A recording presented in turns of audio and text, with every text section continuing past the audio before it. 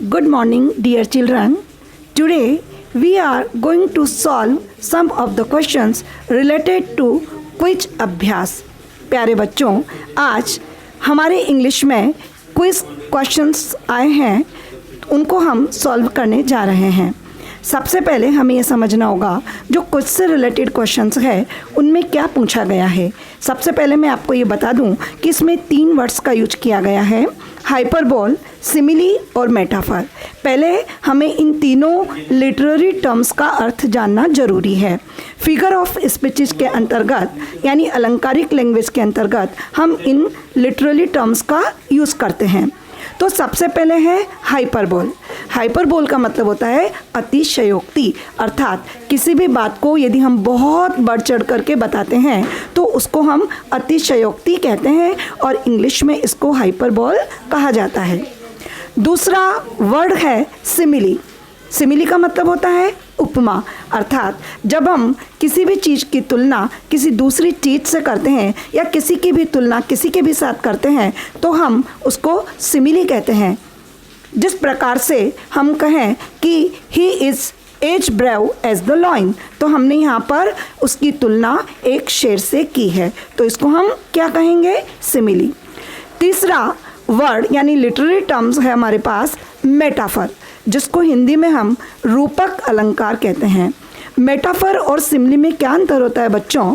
Simile में तो हम एज, लाइक ऐसे शब्दों का प्रयोग करते हैं, लेकिन मेटाफर यानी रूपक अलंकार में तुलना होती है दो चीज़ों के बीच में, लेकिन वह छिपी हुई होती है, वो स्पष्ट नहीं होती है।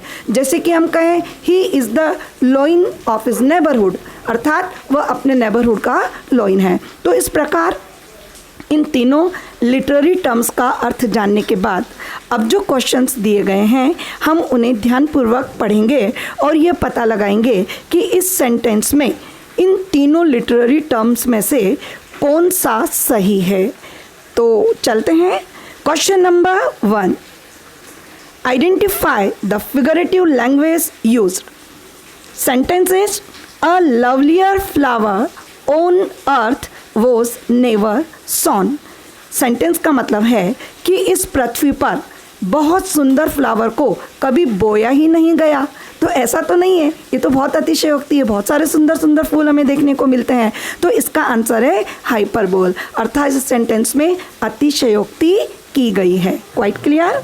Next, identify the figurative language used. Life is but a walking shadow.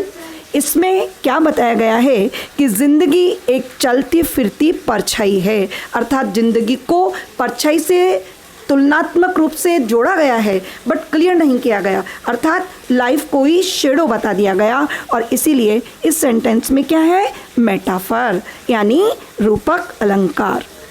Next है the night is as dark as a black stone. Now it is very clear, यहाँ पर रात्रि को ब्लैक स्टोन से रात्रि की तुलना की गई है कि इतनी डार्क है जितना कि काला पत्थर। तो इस प्रकार इसमें सिमिली का प्रयोग किया गया है, अर्थात रात्रि की तुलना काले पत्थर से की गई है और इस प्रकार इस सेंटेंस में सिमिली का प्रयोग किया गया है। अगला सेंटेंस है हमारा, her voice itself is soft like solitudes.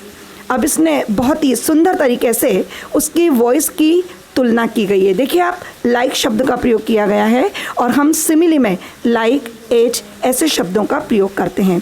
इसका मतलब है कि उसकी आवाज़ इतनी ज़्यादा सॉफ्ट है जैसे कि वो एकांत में हो। जैसे कि एकांत में हम काफ़ी सॉफ्टली बोलते हैं, स्लोली बोलते हैं, तो उसकी तुलना उसने सॉलिट्यूड का मतलब होता है एकांत, उससे की गई है। तो इस सेंटेंस में अगेन सिमिली का प्रयोग किया गया है।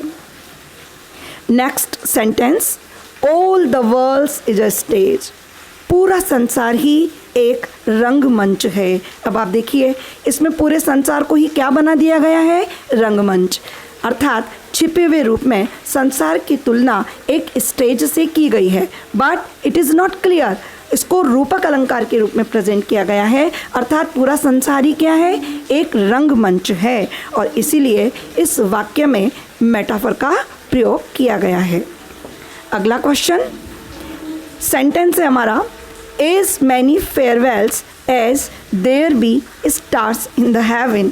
आप समझ सकते हैं बच्चों, इतनी सारी फेयरवेल्स जितनी कि आकाश में तारे, हेवन में तारे, सो दैट्स नॉट पॉसिबल। यहाँ पर अतिशयोक्ति की गई है और इसीलिए इस सेंटेंस में हाइपरबोल फिगर ऑफ स्पीच का इस्तेमाल किया गया है। Now next sentence, the righteous shall flourish as the palm tree. Righteous का मतलब अच्छे, न्याय संगत जो लोग होते हैं या जो न्याय संगत बात होती है वो उतनी ही फ्लॉरिश का मतलब होता है फलना फूलना, जैसा कि पाम ट्री, जिस प्रकार पाम का वृक्ष फलता फूलता है उसी प्रकार जो राइट लोग होते हैं, गुड पीपल होते हैं, उनकी न्याय संगत जो बात होती है वो भी उतनी ही फ्लॉरिश होती है, फलती फूलती है। तो इसमें क्या है, सिमिली, अर्थात इसकी तुलना एक पाम ट्री से की गई है और इसीलिए इसमें सिमिली का प्रयोग किया गया है। Now the last question, the sentence is, why man, if the river were dry, I am able to fill it with tears। समझा बच्चों अर्थ?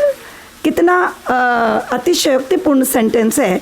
उसमें कहा गया है कि why man, क्यों, if the river were dry, यदि ये नदी सूखी होती तो मैं इसको आंसुओं से भर देता। क्या हम ऐसा कर सकते हैं? नहीं ना। तो यह भी अतिशयोक्तिपूर्ण सेंटेंस है जो कि पॉसिबल नहीं है और इसीलिए इस सेंटेंस में हाइपरबोल का प्रयोग किया गया है। तो ये थे हमारे फिगर ऑफ स्पीचेस जो हम लिटरेरी टर्म्स के रूप में यूज़ करते हैं। Thank you.